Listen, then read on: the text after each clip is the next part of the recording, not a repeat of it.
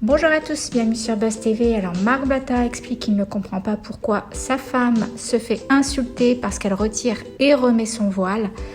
Moi perso, je pense que les gens s'en foutent de ce qu'elle fait. Par contre, là où on s'en fout pas, c'est que toi et ta femme utilisez la religion pour arnaquer les gens. Et c'est de ça qu'il faudrait parler. Bref, de toute façon, ici ou là-haut, tout se paye. Je vous laisse avec sa story. En fait, il y a des gens qui s'amusent sur les réseaux à insulter Nadé parce qu'en fait, elle a mis son voile, elle l'a retiré, elle l'a remis. En fait, je vais vous dire quelque chose, la famille. Vraiment, moi, je suis transparent avec ça parce que j'ai jamais forcé qui que ce soit à se voiler, etc. Et elle l'a fait pour elle-même et elle le fait pour elle-même. Dans sa tombe, elle sera seule, elle sera face à ses actions. Et à aucun moment, je pourrai intercéder pour elle. Craignez Allah, les frères. Wallah. Ceux qui font des commentaires sur elle par rapport à ça, craignez Allah. Je vous le dis, je suis quelqu'un de très solide psychologiquement. Et dès lors où j'ai exposé ma femme sur les réseaux, je m'attendais à ça. Insultes, montage, ceci, cela, etc. Faut être fort psychologique. Viens pas sur les réseaux, frérot.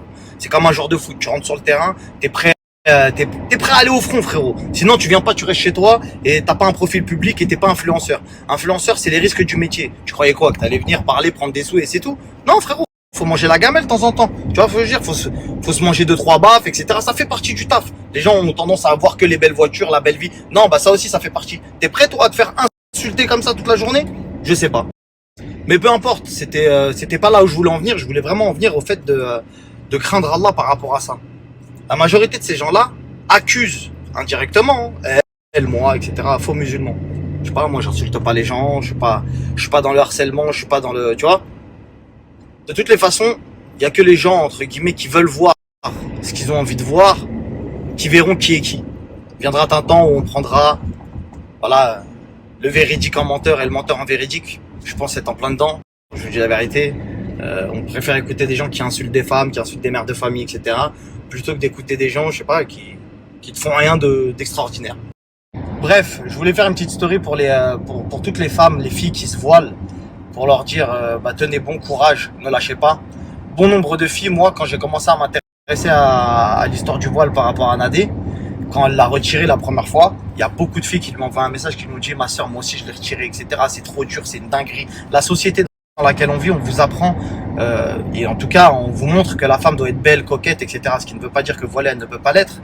Mais en gros, les femmes d'aujourd'hui se baladent dans la rue d'une manière à ce que les femmes maintenant se mettent en concurrence. Elles se mettent en concurrence. T'as vu comment elle est fraîche, etc. Et la femme, elle est tiraillée entre perdre son mari parce que ses yeux, ils sont en train de vaciller sur des meufs qui sont pas voilées, etc. Et elle se dit, mais c'est comment, tu vois, déboussolée. Et aujourd'hui, Nadé, elle en paye les frais. Et pour moi, c'est une vraie fierté, tu vois, d'avoir un soldat à la maison, d'avoir une lionne, d'avoir quelqu'un qui se dit, peu importe ce qu'on dit sur moi, je le fais pour Allah, etc. Et ça me fait penser à la meilleure des femmes, tu vois. Que cette terre est portée. Ça me fait penser à toutes ces femmes dans l'islam qui ont été éprouvées. Ça me fait penser aussi aux compagnons du prophète sallam qui ont été éprouvés, etc. Des fois, le prophète sallam lui-même, des fois, il a été chassé, il a été éprouvé par rapport au djinn, etc. Aujourd'hui, il y a des gens qui l'insultent, qui sont mauvais envers elle, etc.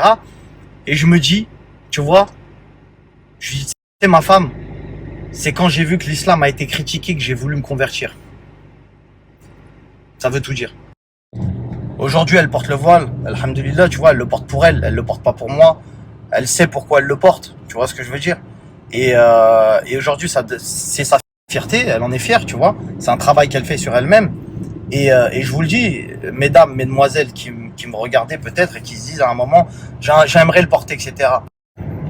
Vous posez plus trop de questions, la famille. Vraiment, portez-le parce que là, vu les temps qu'on vit en ce moment, il faut redoubler d'efforts, je vous dis la vérité, et c'est quelque chose qui va vous rapprocher de votre créateur, mais vous allez être beaucoup éprouvé. Et je pense qu'il y a beaucoup de femmes voilées qui vont regarder cette story, pardon, je disais, et qui vont se sentir complètement visées par ça, qui vont se dire ouais, dès lors où je l'ai porté, j'ai commencé à me faire éprouver, tout simplement. Tu crois quoi? Tu crois que c'est qui que tu rends fou quand tu portes le voile?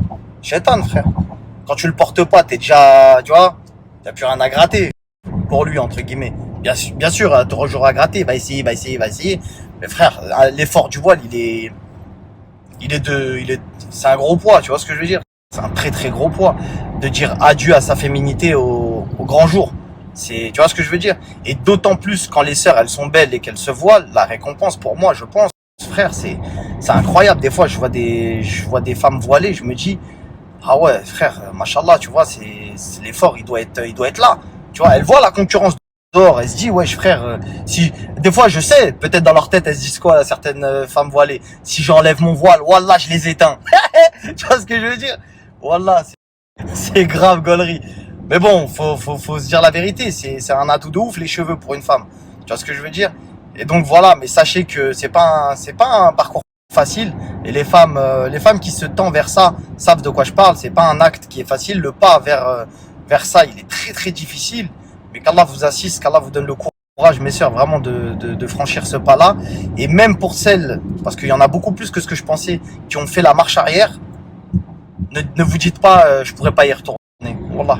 Même s'il faut le faire 14 fois d'affilée, il y aura qui avec vous dans votre tombe? Il y aura qui vraiment? Un influenceur, un mec, un blogueur, il y aura qui? Il y aura personne.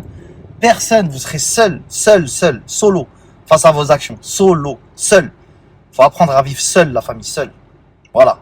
C'était le petit message. Et pour dire à ma femme que je l'aime et que tous les efforts qu'elle a fait pour Allah, que je l'aime à travers lui.